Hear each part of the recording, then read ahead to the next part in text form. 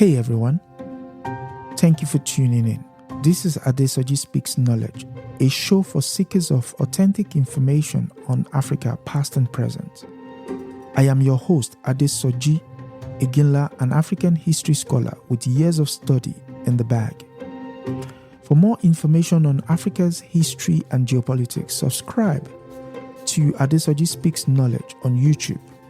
Without further ado, let's dive into today's episode.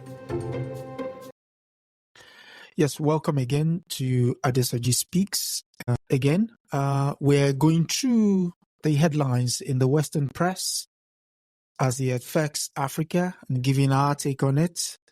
As usual, I'm joined again by the famous explorer, writer, author, and publisher, Black Star News, brother, comrade, Milton Allimadi. Thank you. Thank you so much, Ndugu. I really appreciate the invitation. Okay. So, again, we're going to begin this week by an interesting development in terms of what's transpired within the African continent. And by that, I'm referring to Egypt attempting to enter the case with South Africa on behalf of the Palestinians.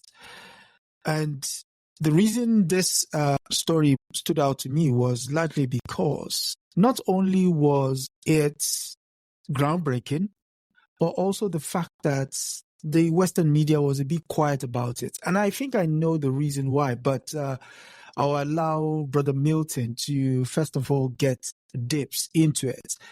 But before then, I will share the story, which is Egypt says it will formally join the lawsuit filed by South Africa against Israel at the International Court of Justice, which accused Israel of violating its obligation under the Geneva Convention in the Gaza Strip. And so, based on that, what would you say your initial reaction was? Well, my reaction is a day late and a dollar short, but better later than never in terms of intervention, because it's quite a shame. But either way, it's not a shame because it's not shocking that it was South Africa that took the lead in breaking the code of silence against the genocidal attack against the Palestinian people by the Israeli Defense Forces under the direction of its commander-in-chief, which is, of course, Prime Minister Benjamin Netanyahu of Israel. So it took South Africa to break that code of global silence. And this silence, of course, is because the United States is fully supporting Israel in this onslaught against the Palestinian people. Diplomatic cover that we've seen on many occasions at the United Nations, to military resources, to weapons, replacing the weapons, the ammunition, and of course the financial resources. So many leaders around the world were afraid and intimidated because they knew the United States would retaliate. It took a very strong public position denouncing and opposing this onslaught against the Palestinians. Yes, people condemned the attack by Hamas on Israel and the killing of Israelis, anywhere from 1,200 to 1,400. The numbers have been shifting, but more than 1,000. That was condemned.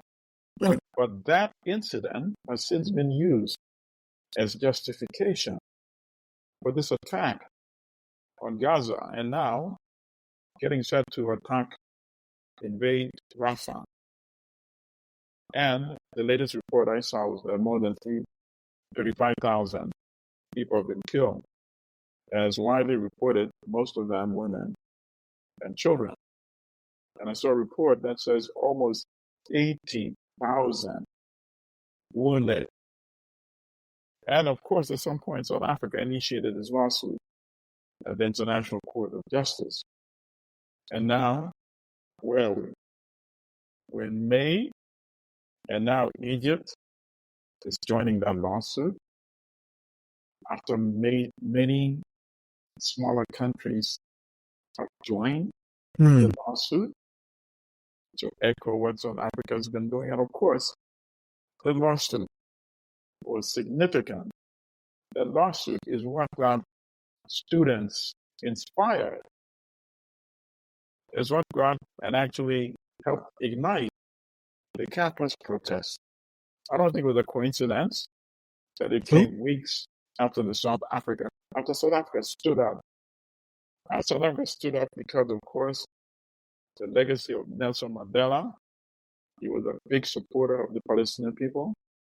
And you know that the Palestinian people had collaborated, particularly when the PLO, Palestine Liberation Organization, under the late Yasser Arafat, was the main organization advocating for the Palestinian cause. They worked very closely with South Africa and Mandela. Remember how he was pressured to try to condemn the PLO and Yasser Arafat and refused. So South Africa remembered that legacy, and they asked, what would Mandela do? I think that's what helped them launch that lawsuit. That became very public, very major. And then other countries started speaking out after that happened. And yet we've never heard anything significant from Egypt. In fact, Egypt has been suppressing protests and demonstration against the Israeli aggression. Protests are being suppressed in Egypt itself. So yes, this intervention is welcome. It's very late. In fact, when you look at Egypt, you will realize that part of the reason why Israel has been unflinching in its onslaught against the Palestinians is because it doesn't fear any consequences coming from Egypt. This is not the era of Gamal Abdel Nasser of Egypt. I don't see Gamal Abdel Nasser just standing around and seeing what the Israeli military is doing to the Palestinians. You know? So that's my assessment. I mean, I think you're spot on. And actually, you raised another point that I did not answer. You raised another point. You raised the point that it's not being widely covered in Western media, because this is the kind of thing that can set off chain reactions when other countries in the Arab world also start joining this movement, and that could shift gear to another form of resistance against this onslaught. So obviously, Western corporate media would rather suppress this and not get this word, a new position by Egypt widely covered. I mean, I was also minded to add that following Anwar Sadat's signing of the Camp David agreement and his subsequent assassination in 1981, because that act was considered an act of betrayal by the Arabs. Unfortunately, it was murdered by his soldiers. The soldiers were going by the feeling on the streets. And you mentioned in your submission now that the Egyptian government has been suppressing the Egyptian streets for a while, based on the fact that, I mean, you can't see this going on and then look the other way. Now, the unfortunate thing is, the reason why this story is actually major for me was the fact that if they do go ahead and break with, technically you're breaking with the agreement, and you side with the South Africans against the Israelis, one, where does that put General Sisi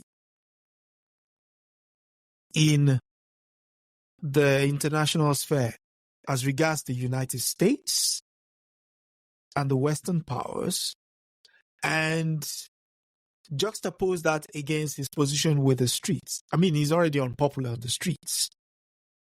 But could you read All that right. as So, trying to buy some unfortunately, you cut capital? off a little bit. I think the connectivity. Oh, So I did did not I get cut off? a little bit for like 2 seconds, Okay. or 2 times. So Am I back now? the critical part of the question did not come through. I don't know who you were referring to in your question. Okay, So if you don't mind repeating the question. Okay, so the question I was posing was, there is with him, with Assisi, General Assisi, Right. deciding to join the case with South Right. Africa. Sorry? Right. Okay. So, obviously, I believe that Al-Sisi is under tremendous pressure. Because, you must also be aware that Egypt and the Egyptian military is a professional force, absolutely, but it also has a lot of sympathizers to the Muslim Brotherhood, right? And they tend to be a lot more radical, rather, than the Egyptian state. So I think there's a lot, just because we're not reading about it, just because they're publicly suppressing the protests in solidarity with Palestinians. Can you imagine? A major country like Egypt, we're not seeing massive protests like the ones we're seeing in London in support of the Palestinian people. Can you imagine the amount of suppression that must be going on? But at the same time, when you have that level of suppression, can you imagine the type of discontent that is just bubbling from beneath the surface? So I think part of the reason why Egypt is joining this lawsuit is also to try to ameliorate these pressures that are percolating beneath the surface. I expect that the pressure is actually tremendous. And as you know, Egypt also is caught between a rock and a hard place. On a hard place, yeah. The economy is very precarious. Egypt cannot afford to lose the subsidies that it gets from the United States. As a part of signing that deal, Egypt also is entitled to, and has been receiving billions of dollars from the United States since that agreement was signed in, when was it, 76? 77. Yeah. So Egypt, obviously, Israel gets a lot more, but Egypt also gets a significant amount, billions from the United States every year. And subsidies, military hardware and what have you. Absolutely. Technical military assistance and training and, Yeah, so Egypt cannot afford to take a completely hostile position toward the United States and toward Israel at the same time, because its economy is now linked up to this pipeline. Recently, I believe it either received or it was in negotiations for billions of dollars in financial support of the IMF or the World Bank. So Egypt is between a rock and a hard place. If it takes a position that is seen to be a little too militant, then I think the economic squeeze will be put in place. Yeah. And Egypt will be brought back to line. And that's part, of course, is the problem when the economy is too linked up to the establishment, the system. There is one other part here. I mean, you've mentioned the economics. Anwar Sadat, one of the reasons why he was considered a pariah amongst the Arabs then was the fact that he was offered 7 billion for 10 years. And his retort was, the will of the Egyptians is not for sale. So the question then would be, if, as you alluded to, the fact that basically the Egyptian economy is on life support from the American capitalist system, if this move is considered hostile, can we see the fall of Hasisi as? I don't Okay. think. I don't think so. If Sisi falls, it would hurt them now. Terrifying. Yeah, I don't know if there's such, things that were fought Internal in the pressure. past. Absolutely. Like, young officers in the military who are also being distressed and humiliated by what is They're happening witnessing. to the Palestinians. Remember, after all, Al-Sisi overthrew a democratically elected president. Yeah, Mohamed Morsi. Absolutely. In Egypt. And not surprisingly, he died behind bars, right? Yeah, In jail. yeah. And the United States had no problem with that. Supporting this, this they actually coup went to leader. speak to him in prison. So I suppose that counts for support. Yeah. I mean, there was no sanctions. There was no major condemnation. It was business as usual. So obviously the U.S. would prefer to deal with a reliable person like Al-Sisi than have And if I'm not mistaken, President Obama went to Cairo to lecture them about democracy. Yes, right. Shortly after he was elected president. Yeah, but those are the contradictions that we live in. And, it's not only in Egypt. Okay. It's far in Africa. That's the contradiction, isn't it? So look at it. As of March 2024, the IMF approved an $8 billion loan to Egypt. The loan is an additional $5 billion to the IMF's program for Egypt.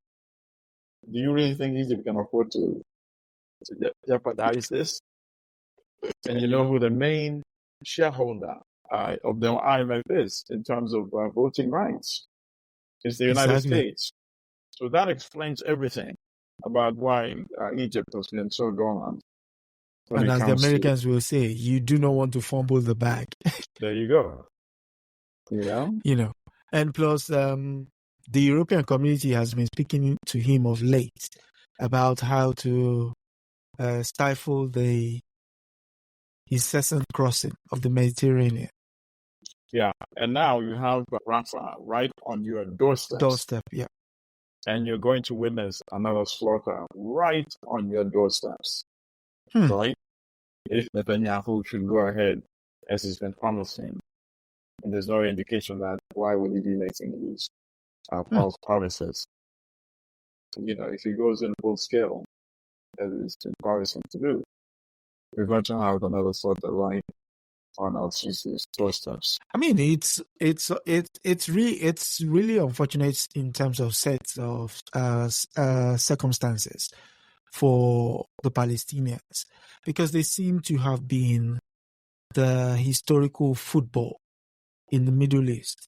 Everyone from Saddam Hussein to Assad, Bashir Assad, his father, Hafiz Assad, the Saudis. Right. Well, you can compare their flight to the flight of sisters and brothers from Mozambique, or what was in Rhodesia, Angola, Zambia, during the height of apartheid in South Africa.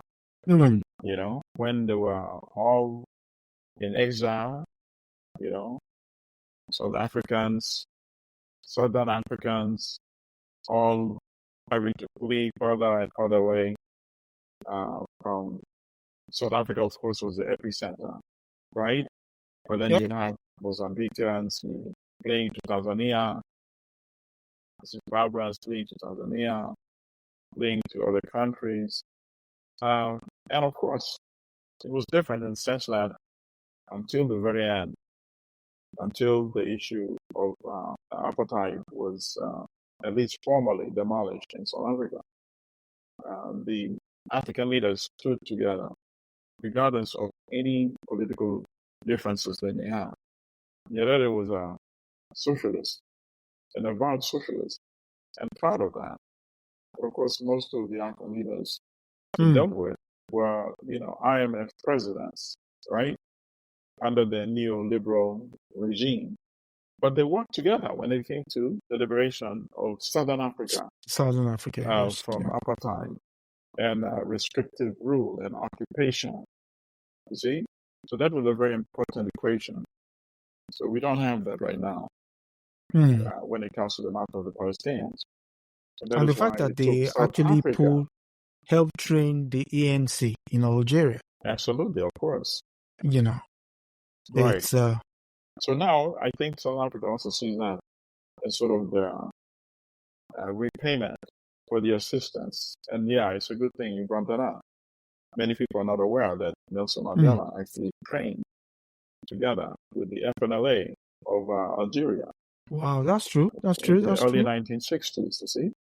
So this relationship with that part of the African continent goes way, way back. Yeah, liberation movement. And as Mandela said, and if people have not watched this, I highly recommend it. When Mandela appeared in the town hall at City College campus in 1990, shortly after his release, and he visited the United States. And there's that famous scene, of course, of how he neutered Ted Koppel. But in that same interview, Mandela said, Yasser Arafat, Muammar Gaddafi, Fidel Castro, they did not support us with rhetoric. They supported us with material resources, money, weapons, and training. So, of course, South Africa could never forget that type of investment in the fight against apartheid. And that is why South Africa has been willing to be at the forefront. And as even, there was a bill they wanted to bring in Congress to punish South Africa, to place sanctions upon South Africa. These accusations that, that they were being anti-Semitic. Which they, of course, something they've been using as a weapon to silence any dissent. You saw it yourself when the college students started protesting, even though many Jewish students were joining in the protests as well. I think that's the disarming aspect. And speaking of disarming, everyone seemed to have, at least that's the accusation that's been labeled on the world, is the fact that what is happening in Gaza has taken the eyes off what is transpiring in Congo. For those who are not aware, the Eastern Congo now is the field of incessant troubles, not least because the M23 rebels have been waging a war of attrition on the eastern side of Congo. And for people who are not aware, the eastern side of Congo holds many of the material resources that supply most of our convenience devices in the West. And so recently, the Financial Times was reporting that, that we seem to have forgotten that the Congo war has now become a war for survival. The battle for the city of Goma pits government forces and allied militias against Rwanda's backed M23 rebels. And how the fight has gone now, 40-year-olds are now fighting. And this young warrior sister has said, if I'm given the chance to return to the fight, I will do so to end the war against the M23. And what is this latest fighting on about? The fighting has sucked in on one side Congolese forces armed with Chinese-made drones, UN peacekeepers, troops from Burundi, Malawi, South Africa, and Tanzania, and European security contractors, including former fighters from the French Legionnaires. M23, on the other hand, is backed by neighboring Rwanda, although Kigali has never acknowledged that its soldiers are on the ground. What is your take on this? Right. So this is a perennial, non-ending conflict because Rwanda needs chaos and conflict and mayhem in Eastern Congo to sustain its economy. As that article also reported, the Congolese have alleged that Rwanda siphons off mineral resources valued at over $1 billion every year, stolen from Eastern Congo, and then shipped to the industrialized countries through Rwanda. And of course, the same is happening on the side of Uganda. Both of them share borders with Congo. But right now, the focus is the mayhem that is coming from Rwanda. Because M23 is really essentially the units of Rwanda's armed forces, intermingling with some Congolese. But the military muscles, military of Rwanda. You see the uniforms they wear. These are not your typical rebels. The ragtag military outfit. If anybody wants to go and look at a successful classical rebel group, go back and Google the images of Fidel Castro and his typers and you can see that those were genuine rebels just by the outfits they wore. These guys are wearing spick and span military uniforms, radio communication, with satellite phones, state of the art spick and span military boots, military vehicles. They operate artillery. What kind of rebels operate artillery? Wow. This is a conventional army. So Congo is the victim of a war of aggression from Rwanda.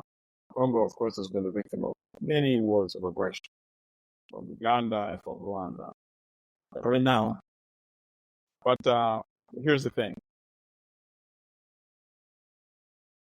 The fact that the United States is now officially saying that Rwanda is supporting M23, it means a couple of things. It means, number one, Goma will not fall, and if Goma falls, it will be for a very short time, and it would invite, I think, some serious retaliation against M23, which actually equals Rwanda. So Rwanda is actually in a very precarious position right now, because by making a public statement like that, the EU has acknowledged that this is essentially a Rwanda invasion by saying that Rwanda is backing M23. The United Nations likewise has acknowledged that. And of course, even though they have been asked to withdraw, the major UN force is still there. And of course, there's been many issues with that and many of the problems that they've crossed. But they're there as well, with about 13,000 soldiers. The African Union has accepted Congo's position, but this is something that needs to be negotiated between the government of Congo and the government of Rwanda, not M23. So even the African unions have accepted that this is an invasion from Rwanda and a war of aggression. And here's the most significant part now. South Africa has deployed its army in support of the Congolese government, under the auspices of the African Union, of course. Tanzania has deployed. Malawi has deployed. Burundi has deployed. I do not see South Africa willing to deploy its soldiers in a losing cause. I think when you do something like that, you're making a long-term commitment. So how is it that Rwanda hopes to defeat the government of Congo, South Africa, Tanzania, Malawi, Burundi, and the United States and the EU, who have all now officially sided with the Congolese government? I think this is something that Rwanda could have gotten away with 10 years ago, which it did actually in the past. But now, all these countries have recognized the importance of Congo's resources to their economies, and they would rather get it directly from the government of Congo rather than going and sneaking through the back door, which has been the case for many years, by stealing these resources, by using Rwanda and Uganda as their proxies. I think, obviously, a serious counterattack against Rwanda would present a very volatile situation, which I don't think they would like to see. Yeah, because of the it could humanitarian position that's major conflict within Rwanda itself. So I don't see that happening. So I see that there must be a lot, even though, yes, we don't see a lot of coverage. I think there's a lot of backdoor negotiation going on to find a way that Rwanda can withdraw or stand down M23, but have a face-saving way of doing it. And I think that's probably what's going to be negotiated. Otherwise, if this thing is about to escalate. Yeah, I think you hit the nail right on the head there in terms of the investment of resources by all the aforementioned parties. And also the fact that it is becoming very alarming that every time there seems to be some sort of peace around that neck of the woods, the M23 pops up, and it's usually a case of appeasement. But I think that that idea is now dead in the water, and I don't think it will be a case of appeasement anymore. Because right. And to add to what you just said in terms of appeasement, which in fact had been the case made by the past, I think it was 2 weeks ago that President Tshisekedi was in France. And as you know, in recent years, France has been a big supporter of the government in Kigali, wanting to mend relationships, and has been giving a lot of diplomatic support and financial support to the government in Rwanda. About 2 weeks ago, Tshisekedi was together with Macron discussing this issue, and they had a joint press conference after the meetings, after his visit to France. And this is what Macron said.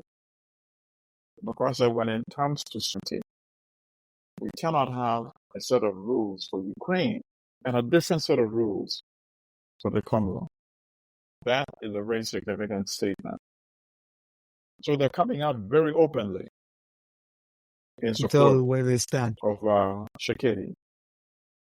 And I don't see how Rwanda can dig itself out of the situation without there being major backdoor negotiations. That is also a face saving. Because obviously, if I'm in Paganda's shoes, I want assurances and guarantees as the Congolese will not end up having their own version of M23, so-called rebels, crossing into Rwanda to cause havoc. That would be deeply troubling. That would absolutely. That would spark memories of 1994. Absolutely. So those are all the things that I think are being ironed out right now as we talk. Now, speaking of memories, we go to Kenya, and apparently your your favorite people, the venture capitalists, have decided to rewrite. I mean, this story is deeply troubling, but I'll share. Okay. CVC has agreed to sell the troubled Kenyan tea estates it purchased from Unilever less than 3 years ago to Brown's Group, making the Sri Lankan Conglomerate the world's largest tea exporter. The private equities group tea business, Lipton Teas and Infusions, announced on Wednesday it was offloading its plantations in East Africa, including the controversial Kericho plantation in Kenya that has a history of violence and sexual abuse. Everything that we need to talk about is in here. And I would ask for your take. Okay. So the whole question is, Is this another, imperialist neocolonial corporation selling to another imperialist neocolonial corporation under different times? Who are the owners of the Sri Lanka corporation? Who are the shareholders? I doubt that all the shareholders or the major shareholders are Sri Lankans, right? Yep. So this could be a lateral movement just to avoid like a public relations accountability. gimmick. Yeah, right. Because obviously, those that I think the BBC documented that exposed how the women workers on the tea plantation were sexually abused. There was quid pro quo to get hired, to maintain your job. You had to return cycle favors. The issues of low wages, being overworked, going into debt. So that by the time you're paid, you don't even own the money because you've been taking credit just to survive during the season, the in-between seasons, because these are seasonal type employees, right? Many of that are seasonal. So there's a time for planting, there's a time for harvesting, there's a time for sorting out and packaging. This isn't like a 24/7 type, 12-month operation. So all these issues, clearly of not only exploitation of labor, but also exploitation, sexual exploitation. And obviously, to me, the solution is actually what is implied also in parts of the story, that 15% of shares would be sold to the co-ops, right? Yeah. Workers. It should be 100% actually. That's what needs to be done. The co-ops should be operating these programs so they can set out the rules for livable wages, the rules for having decent education for the children of the workers, decent healthcare, decent retirement program. They should have a way to compute so that the paid wages throughout the year, even though it's a seasonable operation, because it produces a significant surplus, a huge profit, so that there's no need for workers not to be paid. Even at a time when there's a downtime in employment, they don't have to be paid. Initially, maybe not the full wages, but at least a significant portion of wages that will still allow them not to go into debt. Very usurious interest rates, so that they'll be able to pay their rent and pay, their groceries, pay for the school fees, cover the healthcare, and all that kind of stuff. So this system can be set up. That is where the negotiation needs to be changed. Ownership structure of these type of operations that are still there in African countries, like Kenya and a couple of other countries in East Africa, in Uganda, in Tanzania, and in Southern Africa. Let the workers own these corporations. The World Bank really wants to help, African countries. These are the kind of things you need to invest in. Yeah. And, having these corporations being bought, obviously they'll need the money, the capital to buy it. Let them buy it and let them operate it and structure a plan where instead of them, paying this perpetual debt servicing to the World Bank and IMF, have them pay off the current owners who would sell these entities to them. They know how to run it, obviously, because they're the ones who run it, right? Yeah. If there's a ceiling in terms of top management, if they've only been trained African managers to a certain level, they need to move to that other level for them to run the thing 100%. Train them to be at that position, And this is another way of really creating wealth and prosperity in Africa by allowing Africans to keep a larger share of the profit from tea production, from cocoa production, all the other major agricultural produce as you know, Kenya is a major producer of horticulture, flowers. Well, It's a multi-billion-dollar industry. Let this be run.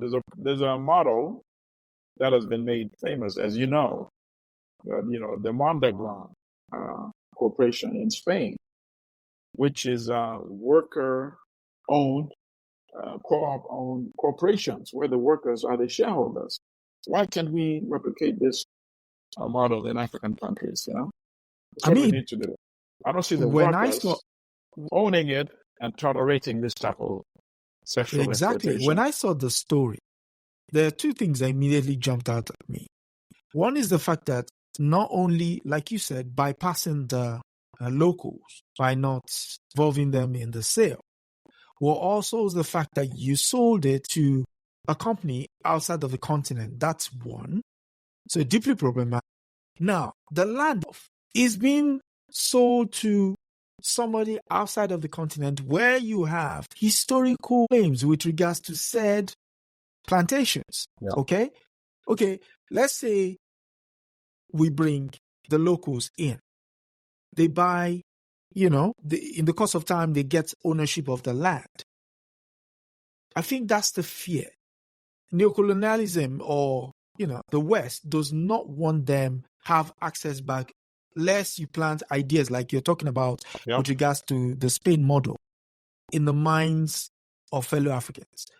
When Zimbabwe tried to do it, leading that, it's not going to be a president like Ruto, exactly. Of course. When Zimbabwe tried to do it, they got sanctioned. Absolutely. Now these guys are trying to buy it, but you're saying no. Right. No, I mean, but they don't have any advocates. If they don't have advocates, then who's going to echo their demands for them, you see? I mean, that's why we need to have more people having this type of discussion that we are having right now. Economic empowerment in Africa. What is the way forward? What are the paths forward? And this is one example. They love their tea. So there's vulnerability there as well. You see? They're not going to allow it to, go up in flames or in ashes, right? So the demand is made properly. They will negotiate. If the workers are all united, you can't produce without the workers. See? And if the workers said, these are our demands, maybe not overnight, we want a realistic thing. 3 years. Within 3 years, you want 100% worker owned. And World Bank, IMF, all these other agencies that claim to want to spur development in Africa. How could you refuse such a proposal? Fund it so that over 3 to 4 years, so every year you have a 25% incremental increase in worker ownership. I mean, when you then for the 30 year, you have 75%. If they want, they can keep it at 75% and have the 25% sold at a premium. So that 25% is actually bringing them a lot of money from outside investors. Money that can also uplift their salary range, money that they can invest in their future. If they want 100%, that's also up to them, you see. True. But we should start thinking outside the box. Yeah. I mean, if the workers are willing to put their money on the line, which in this story they did, but the company just said, you know what, I'd rather deal directly with an outside force. And I think it's that workers' power that they're afraid of. Of course. That going down the line, something might crop up and the power of numbers might not be in their favor. Right. It's always been like that, though. I mean, remember when Ghana and then Kuma built the dam at Akosombo, Akosombo, yeah. for the Cloth River Cordon, and Kaiser Aluminum. When they were negotiating, Kaiser said, yes, we'll build the plant, but we won't use Ghanaian bauxite. We'll have to They will bring import bauxite from outside the country. And why was that? Because they thought if Ghana had the potential to have 100% ownership or control, Ghana would nationalize, Kaiser's plant and own everything 100%. So they made sure that Ghana was dependent on something which it was not in control of. Even though Ghana produced bauxite as well. Exactly. I mean, that is... So that's what it's all about. And that's a similar situation going back to what you just said. Avoiding having Africans be in a position to have like 100%. One final point.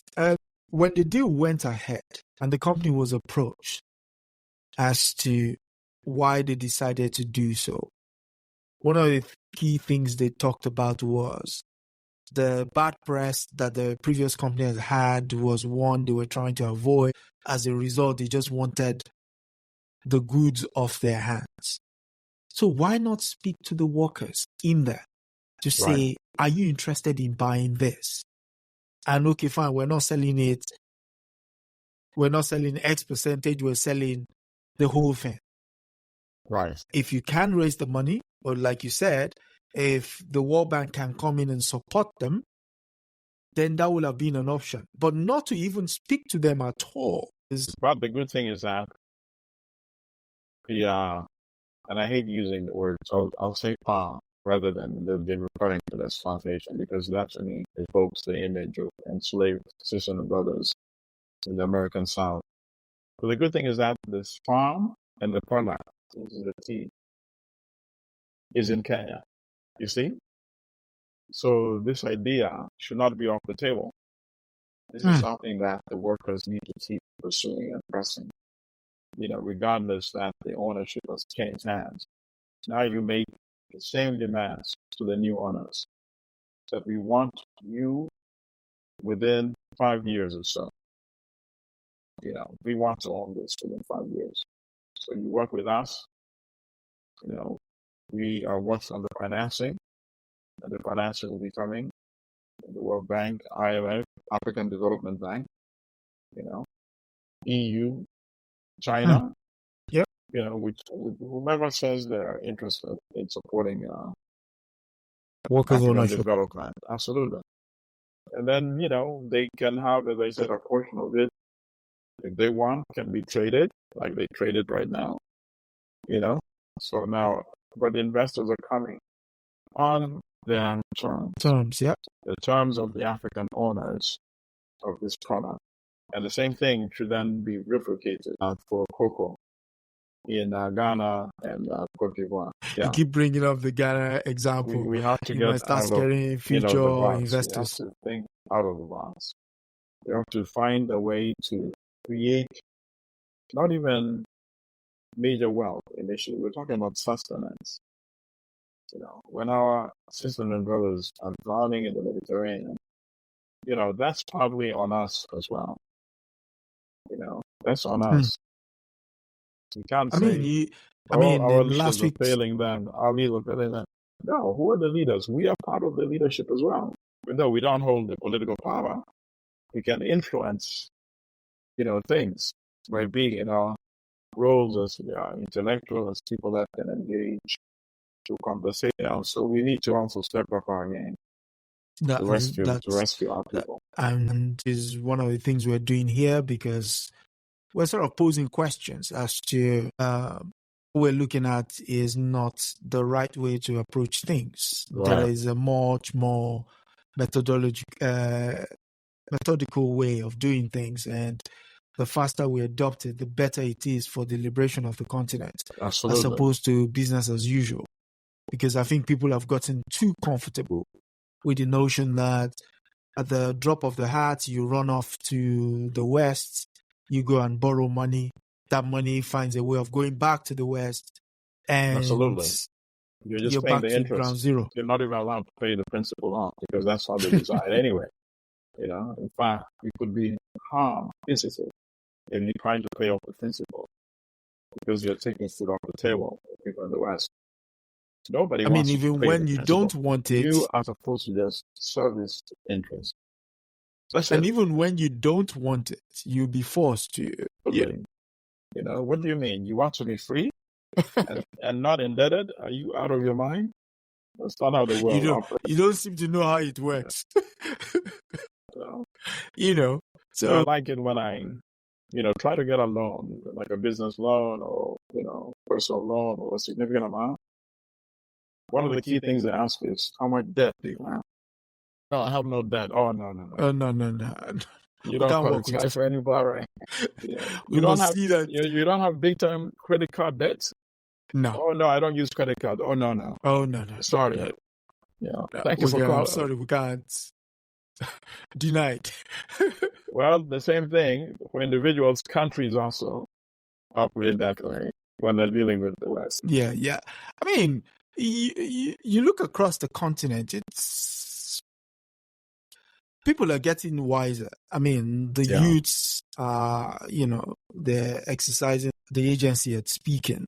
And if we're to go by the example of what happened in Senegal, that is fast becoming the way things are going. Absolutely. They're just not having it anymore. Yeah. So, we respect our elders, but no, that's not going to feed us. I'm sorry. Move out of State House now. I mean, one of the statements they made in the course of that campaign was the fact that we're not going to be quiet like our grandfathers. Mm-hmm. You have to respect that. That is a verbal statement. So, speaking of not going to be quiet like the grandfathers, we go to the United Nations, the scene of so many a tale, not the least the slapping on the table on the table of the shoe of Khrushchev when the American during the Cuban Missile Crisis. Correct. And so we're back again. This time we're shredding, and it's the United Nations, and it's there that President Mahmoud Abbas addresses the United Nations, and so the lead says the UN General Assembly voted by a wide margin on Friday to grant new rights and privileges to Palestine and call on the Security Councils to reconsider Palestine's request to become the 194th member of the United Nations. The 193-member world body approved the Arab and Palestinian-sponsored resolution by a vote of 143 to 9 with 25 abstentions. The United States voted against the resolution alongside Israel, Argentina, Czechia, Hungary, Micronesia, Nauru, Palau, and Papua New Guinea. The vote reflected the wide global support for full membership of Palestine in the United Nations, with many countries expressing outrage at the escalating death toll in Gaza and fears of a major Israeli offensive in Rafah, the southern city where 1.3 million Palestinians have sought refuge. What would you say? What's your initial reaction to the vote? Well, of course, the vote is not surprising, so there's not much that can be said there. I mean, you can see by the protests that are breaking out all over the world, the level of support that the Palestinians now have, a lot more so, by the way, than before the conflict escalated. Because quite frankly, the issue had not been on the front pages for a very long time. Sure. And many, many people around the world have forgotten the Palestinian cause. So of course, that was terrible for both Israel and even the United States. If we can keep it, off the front pages, and we can find an accommodation between Israel and all of the Arab world, then the Palestinian so-called crisis will just disappear. We could ignore it perpetually. Of course, that has changed dramatically beginning with that time by Hamas, which then invited the escalation and retaliation by the Israeli Defense Forces. But to me, it seems a little bit that we are having cart ahead of the horse. You know, if the people that are fully supporting the Palestinian cause, the nation states in particular, right? Yeah. If you really want to do something major, I think you should host a conference of all the major Palestinian organizations, groups, factions, prominent leaders, Okay. and have them have a conference and elect a transitional government, right? A unity government. You know, right now you need total unity of purpose and cause.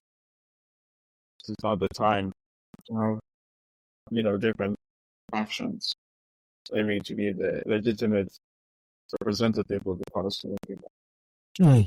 All of them have that consensus and come up with that transitional government, and then have that transitional government have a declaration of independence. And once they declare independence, then, and I'm not naming any names, but hey, South Africa, since we've been very vocal, why don't you host this conference? Of course, you might face total loss of any financial relationship you have with the United States. But it would take something of that nature. Nobody has independence to anyone on a silver platter. And in cases where it was handled on a silver platter, there's been, a lot of problems, Mm. How did the state of Israel itself, come into it? They declared independence. The creation of an independent state. Eventually, they started getting recognition.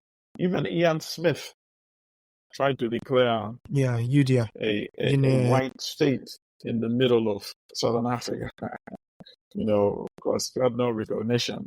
But I'm just saying he had the audaciousness.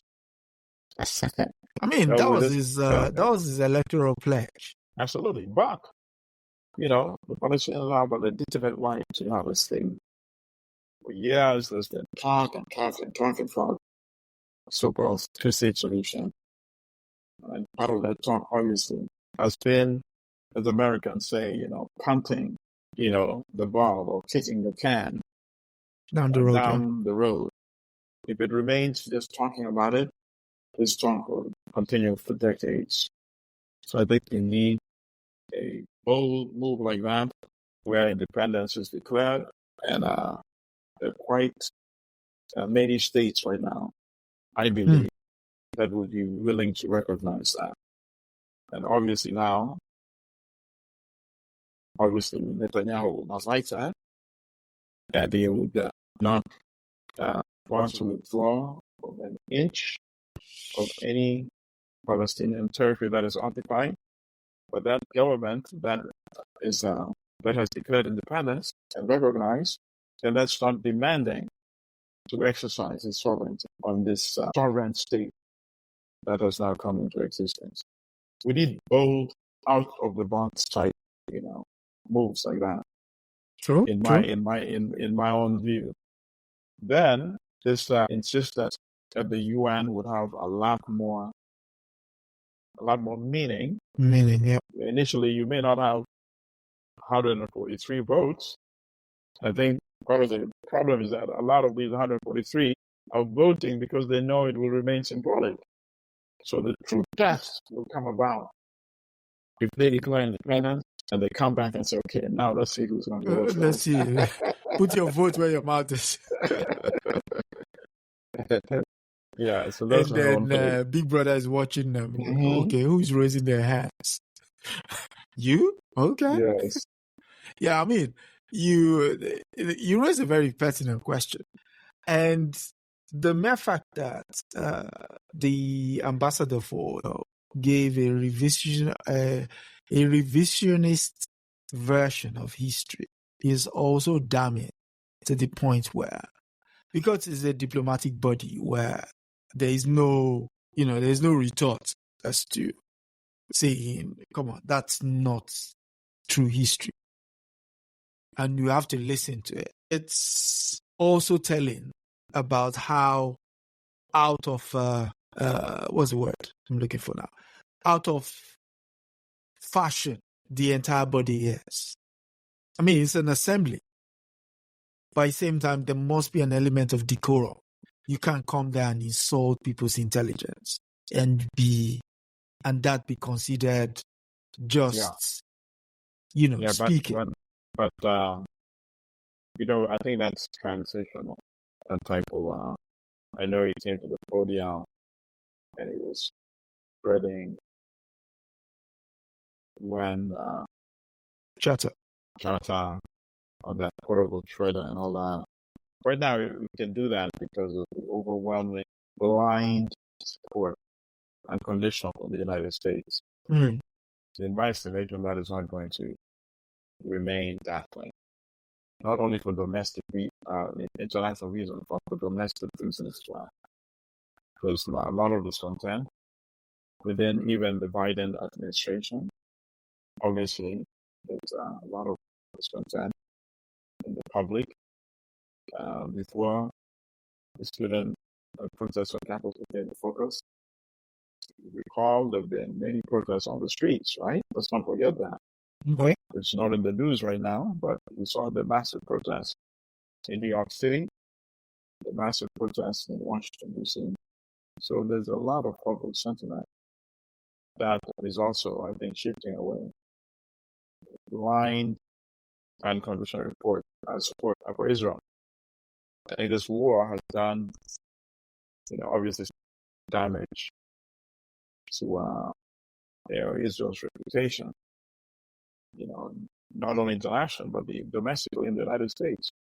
And this isn't just, me saying it. You've been hearing what Bernie Sanders has been saying, Senator Bernie Sanders. So very, very vocal. And I like the fact that it's been like that because he's sort of, he's humanized.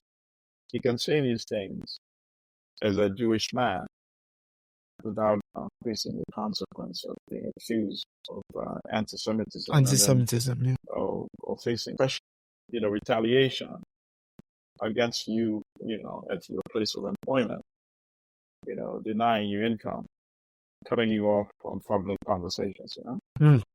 So, let him say those things that need to be said, which are truthful. He's been condemning the shipment of billions of dollars worth of U.S. arms, even as the killings continue to escalate. So I think there's going to be a seismic shift going forward in the next few years. So things are not going to be the same. Obviously, to defuse the situation, I think one of the things that need to be moved on very quickly is a Palestinian state. But it should not just be talk. Yes, talk. Yes, we deserve it. No. They should also, with assistance of others, take the initiative. It's long overdue to declare that state, independent Palestinian state, and start getting, even if you're recognized initially by two countries, you build from there. And then take it forward. Absolutely. And yes, thank you again for coming through, as Thank usual. Thank you for always bringing to the report on these interesting topics. People that listen, we don't just want them to this, of course. We want them to also start thinking outside the box. Same old is the reason why we're still in the same old position as African people. So every issue we debate, one of the proposals should be some proposal thinking outside the box. Otherwise, there's no use in having conversation.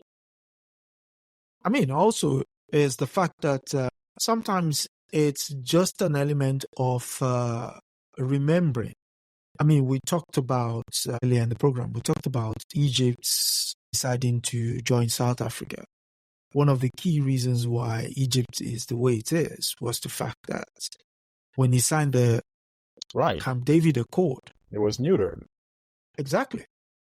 So all of a sudden now it's finding its voice that it lost post Absolutely. NASA's, post NASA's As a death. result of Camp David, Egypt gets more than $1.3 billion from the United States every year. Every year. Yeah. And you become dependent on that. You forget that. You can also generate that by increasing your production in Egypt so that, it's coming from your production. Not coming with a chain and balls. Was it not Sankara who said, "He who feeds you controls"? Absolutely. I said the best evidence for imperialism, look at your plate, if food is imported, that's imperialism. Yes, our brother knew how to summarize these things. Yeah. He was a man we were, And yes, again, my deepest appreciation for coming through. And once again, we would see you like, share, subscribe, and absolutely. Thank you, brother. I'll do the continuity. Thank you, brother. I hope you found this week's episode informative. Join us next week on Adesoji Speaks Knowledge as we continue to help you reframe the narrative about the African continent, past and present, by providing you with accurate information to give you a true and clearer picture of events as it pertains to Africa. Please remember to subscribe, like, and share. Thank you.